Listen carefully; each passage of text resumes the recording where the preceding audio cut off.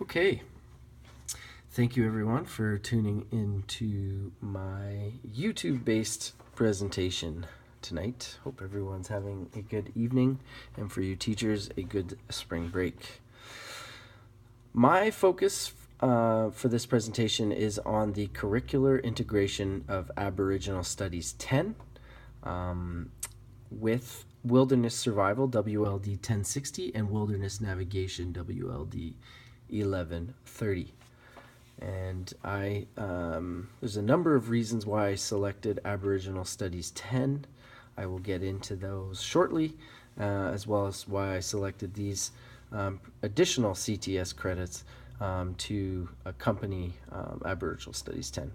And I should note that I will only be providing students with one credit in Aboriginal Studies 10, not credits in the other additional courses that I've mentioned here. So it's really just a credit in Aboriginal Studies 10 with some parts and parcels of WLD 1060 and WLD 1130.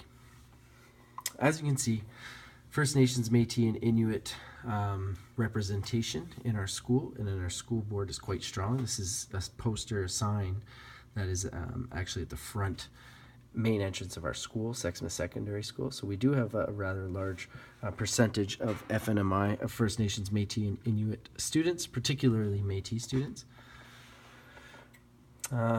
We actually have about 33% of our school population is Métis. So curricular integration, why Aboriginal Studies 10 and outdoor education? Well, we're utilizing the technical skills of outdoor education to create engagement and hopefully encourage retention of our students. This was a unique course because it started in early March, and so in the second semester actually began very first day of February, so we're unique in the sense that we started partway through the year. The second reason why we're unique is this is an open and elective course, so students don't actually have to take this. This isn't mandatory. They're actually electing to do so on their free time. And why outdoor ed and why integrate it with Aboriginal studies? Well, there's a couple of articles here that I've pulled up through our readings, and one claiming that the UN has stated that 2/3 of the Earth's natural systems are failing, unhealthy or failing. And many people point to education as being the ultimate resource to address and resolve these current dilemmas that we have with respect to environment. So here's a great way, encouraging and fostering that care for the environment through outdoor education, all the while inculcating a respect and a fundamental understanding of Aboriginal culture. Another reason why Aboriginal studies and integrate it with outdoor ed is a second article, a Commission Potter article on the implementation of outdoor-based integrated programs in secondary schools. They determined that ground learning and authentic real-world experiences are undeniably fantastic opportunities for students to increase their engagement and to actually see improvement in student performance through these real world experiences. So getting out in the field, getting your hands dirty, getting some tree sap on them or what have you are great ways to incorporate a number of other core subjects, including sciences and social studies, which I will get into shortly. So why Aboriginal studies and outdoor education? Aboriginal studies, like I said, it's an open course. It's offered during Flex Block, and it's open to all students. So it's not just First Nations, Métis, and Inuit. So it's not just FNMI. It's open to all.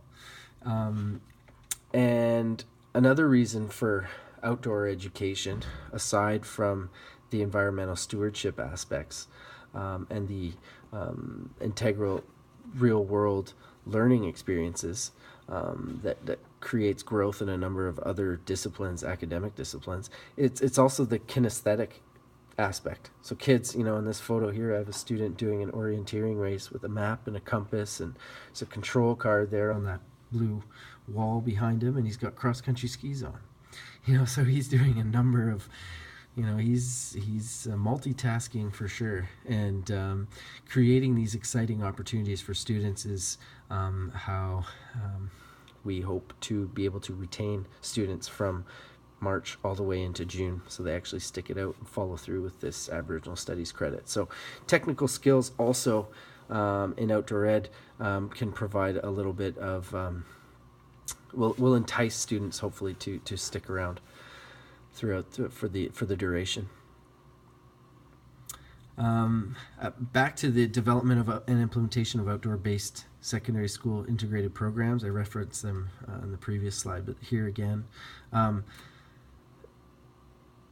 Of the common challenges that emerge in discussions with 4 teachers, funding undoubtedly was dominant. In this article, they list a number of challenges, setbacks, challenges, and tricks to try and motivate outdoor education teachers to find ways to make a program occur in the public school sector in British Columbia. And the number one challenge was funding.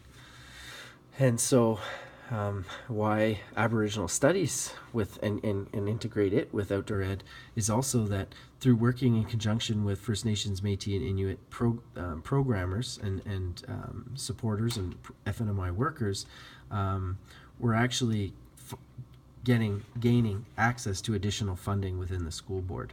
And primarily right now, my Aboriginal studies and outdoor ed classes all Métis students. However, like I said, it is open to all students, and it will become a little bit challenging when we do go on certain field trips like a powwow in Peace River that's actually only open to FNMI students. So there will be some restrictions there, which I still will, there's some challenges that I'll be facing, but certainly a number of obstacles are alleviated in terms of the fact that the school board is tremendously supportive of this program, of this course that we're doing, and as a result, we're also capable of gaining access to financial support much more readily than through traditional streams. So again, that's a huge benefit of being a part of the FNMI structure. So curricular and developmental objectives. So not only are we going to work on the kinesthetic technical skills to entice students, but we're also going to blend in some holistic aspects. So, we're learning about hunting and trapping. We're also going to learn from an FNMI elder about plant identification and traditional medicine specifically. Students have actually worked on their own plant identification assignment themselves. It was one of our very first. And through that, we have been able to incorporate mapping, compass work, wilderness survival, learning about which plants you can eat. In this case, coniferous trees, which have the most vitamin C. And we're also incorporating traditional medicines from an Aboriginal perspective into that. So, wilderness survival and Aboriginal studies, traditional practices, are all being blended in, as well as learning from the FNMI elder, which will be a much more, hopefully, holistic experience and very much of value. Will certainly help students gain hopefully that environmental stewardship aspect. And as I stated before, the school board is supportive, and there's actually an adjacent community within the same school board, but an adjacent community that has approached us regarding our pilot project, and they would like to offer something similar at their high school next year. Cross-curricular, again, Michelle and Chelsea did a great job on that field day, but also they did a fantastic job. That's all I have to say about that. But social studies is another subject that we're able to integrate into the Aboriginal Studies curriculum. One of the general learning and specific outcomes in Aboriginal Studies 10 is learning about settlement, community and settlement patterns of FNMI groups, and Chapter 4 of the Grade 9 Social Studies curriculum is very much has a strong base in settlement and treaty rights, as well as where the actual geographic locations are of treaties. So again, we're incorporating map work. So wilderness navigation is being incorporated there again, and also traditional legends and understanding astronomy and traditional forms of stargazing and how they deciphered between solstices and equinoxes based on astronomy, how the FNMI cultures did, that is. And then today, how we use the stars to navigate, and our more modern technology available and resources available to navigate today. So there's a number of different curricular approaches and ways to integrate subjects into Aboriginal Studies 10. Plant identification, as I pointed out before, students, these are actually some final projects that students have put together. So they went out and they identified different types of coniferous trees. They came in, they did research online, they matched up photos and cones with what they were finding online, and they developed a species breakdown, and they also created maps of where the different species were located in the adjacent environs. So that's pretty cool. And so, we're utilizing wilderness nav, we're utilizing wilderness survival, we're incorporating wilderness traditional medicines in that as well. And also over here, I have my unit plans on this side, which I've shared on the back of my PowerPoint, and I'll certainly send to you all. So lots of exceptional learning experiences to be had. So just going to finish up, a couple slides to go. I just want to quickly touch on cowboy economy versus spaceship economy, and really looking to nature and the FNMI traditional practices for inspiration as well on sustainability and stewardship. I spoke in a previous presentation about the cowboy economy, where things are pillaged and resources are dwindled and they move on to the next, which is obviously the system we've had in place for a long time, and it's not working.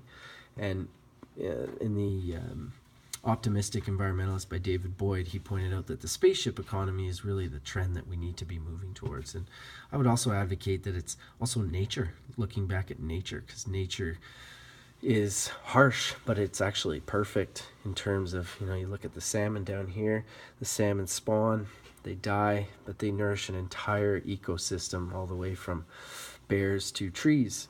And fostering that enthusiasm for design in accordance with natural laws is I think a really neat benchmark that I'm trying to inculcate within my student body. So that's what I'm working on, or making containers out of different types of barks and things like that. So learning how to reuse natural products is definitely the way to go. So there's my bibliography.